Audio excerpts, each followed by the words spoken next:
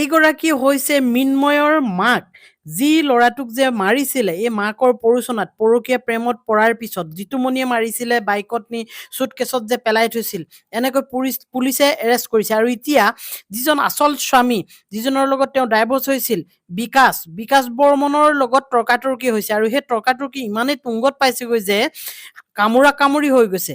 এতিয়া সেই ক্লিপটো মই গোটেইটো লগাম, যিটো ক্লিপ চাবৰ কাৰণে আপুনি এতিয়া ৰৈ আছে। এই ক্লিপটোত আচলতে পুলিচে তেওঁক ধৰি জেললৈ পঠাবলৈ লওঁতে এই ভিডিঅ'খিনি ৰেকৰ্ড হৈছে আৰু কান্দি কৈছে, সেইটো জানো মোৰ ল'ৰা নহয়, তাক জানো মই এনেকৈ আপতাল কৰা নাছিলোঁ, তই কোন, এনেকুৱা ধৰণৰ বহুত কথাই কৈছে। সেই ক্লিপটোত মই লগাই দিম, সেই ক্লিপটো আপোনালোকে শুনিবলৈ পাব। কিন্তু তাৰ আগতে জানি লওক, এইগৰাকী হৈছে দীপালী ৰাজবংশী। এই দীপালী ৰাজবংশীয়ে বিকাশ বৰ্মনৰ লগত বিবাহ বিচ্ছেদ হোৱাৰ পিছত তেওঁ বেলেগকৈ থাকিবলৈ ল'লে। আৰু ল'ৰা এটা আছিল, উকিলে ক'লে যে, ন্যায়াধীশে ক'লে যে সেই ল'ৰাটো মাকৰ লগত থাকিব। আৰু দেউতাকে কিন্তু ল'ৰাটোক বিচাৰিছিল, বিকাশ বৰ্মনে, আৰু সেই মিন্ময়ক বিচাৰিছিল।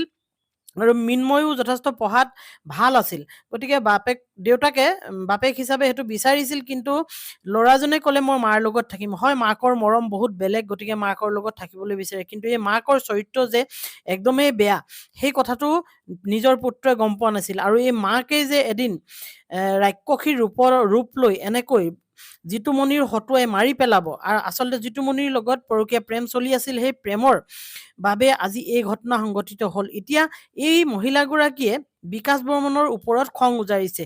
যেতিয়া জেললৈ পঠাবলৈ লৈছে, ধৰি লৈ পুলিচে লৈ গৈছে, তেতিয়া চিঞৰি কৈছে। আৰু সেই জিতুমণিয়ে চুটকেছটো লৈ গৈছিল আৰু টিউচনৰ পৰা আনিবলৈ গৈছিল মিন্ময়ক। এই গোটেইখিনি CCTVৰ ফুটেজতো ধৰা পৰিছে। কিন্তু এই মই ক্লিপটো লগাই দিম, এতিয়া শুনিব, তাৰপিছত আপুনি অনুভৱ কৰিব যে প্ৰকৃততে এইগৰাকী মাতৃ আচলতে প্ৰকৃততে মাতৃ হয়নে, এইগৰাকী এগৰাকী ডাইনী হয়নে, এগৰাকী ৰাক্ষসিনী হয়নে। মাতৃৰ মৰম যদি নাই, কেনেকৈ পুত্ৰক এনেধৰণে ৰাখিছিল। আৰু বাৰে কৈছে মই নিজৰ পুত্ৰক কিয় মাৰিম, ক'লেই নহ'ব নহয়। সেইখিনি সময়ত তেওঁ ফোনৰ অনলাইনত আছিল, জিতুমণিৰ লগত অনলাইনত আছিল, যেতিয়া মিন্ময়ক ডিঙি চেপি ধৰা হৈছিল।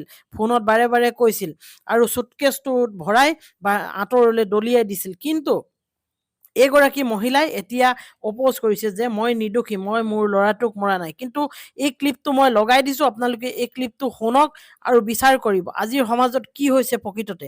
এই মহিলাগৰাকীক পুনৰ লক্ষ্য কৰক, মই ক্লিপটো লগাই দিছোঁ, আপোনালোকে চাবলৈ পাব আৰু শুনিলে আচৰিত হ'ব। এয়া শুনকচোন কি কৈছে।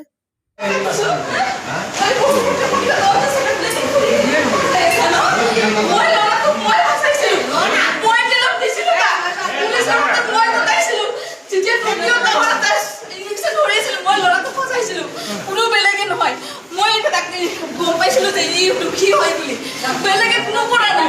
মই যদি তাৰ লগত ষড়যন্ত্ৰ নছিলো